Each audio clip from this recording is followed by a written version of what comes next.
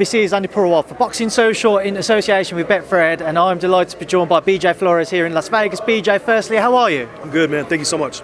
It's good to hear. Obviously, your charge, Jake Paul, returns to the ring once again. December 18 faces his first professional boxer in the other side of the ring, against Tommy Fury. I just want to get your take first and foremost, BJ. Why is it the right step at this stage of Jake's career to face somebody who is an actual boxer? Yeah, I think it is. A lot of people have been asking Jake to fight a real boxer and to fight somebody who's had his boxing experience.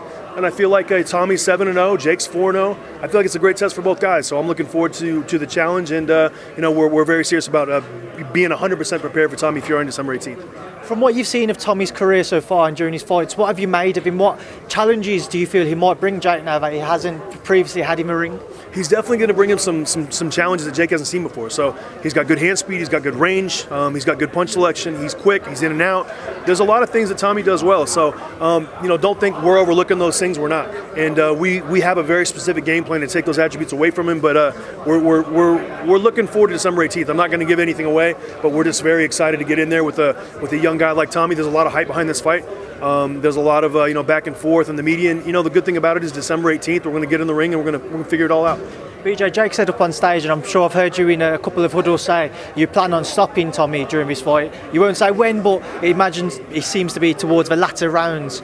Do you back that up? Do you expect Jake to stop Tommy at some point?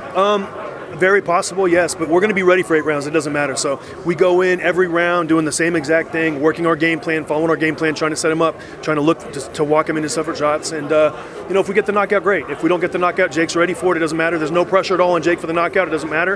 If we get it, great. If not, then we will win the decision. And Jake's going to be more than ready for that. We're already very, very far ahead in camp, and he's been in camp already 9 weeks. So we're in a very good place. People still see Tommy as a novice, despite his record so far, unbeaten. But he comes from that fighting family. Yeah. Tyson, world heavyweight champion. You've got Sugar Hill in the corner now, who's a tremendous coach. What would it say about Jake if he was to be successful against Tommy?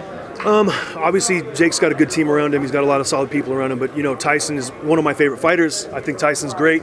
I was there when he fought Steve Cunningham on the NBC show. I've been a big, massive Tyson Fury fan for a long time. I think he's great for the division. He's hilarious. He'll fight anybody. I just love Tyson Fury. Sugar Hill is a Hall of Fame type of trainer, very, very sharp.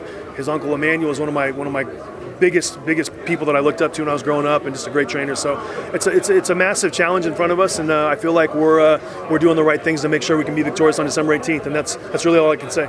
And for you as a coach now, what does it mean to you to obviously pit your own wits against somebody like Sugar Hill? It's a great honor. It's exciting, and I feel like at the end of the day, Sugar Hill's going to do everything he can to put Tommy in position to win the fight, and I'm going to do everything I can to put Jake in position to win the fight. And I brought people in around me, people to help work with Jake, sparring partners, everything, and my ability and my knowledge to make sure Jake is as ready as he possibly can be against any style that Tommy Fury brings. So we're going to find out December 18th, and we're going to see how it all shakes out. BJ, Coach D, talk to me about him. Where did he come from, and how is he kind of involved in camp now? Yeah, he's a friend of Jake's, and he kind of came in last second, but he's just a little bit of a throw off. He kind of I don't know. You can ask Jake about that.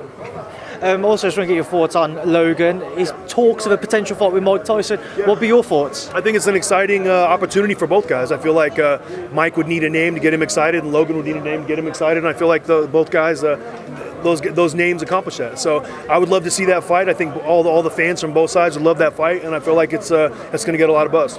Final one, BJ. Tonight, undisputed action, 168. Canelo-Plant. What's your take? How do you expect it to play out? I got Canelo winning, and I just feel like Caleb-Plant's he's a tremendous talent. He's very good, but I just feel like he hasn't had the fights to get him ready for a guy like Canelo. And maybe he proves me wrong tonight.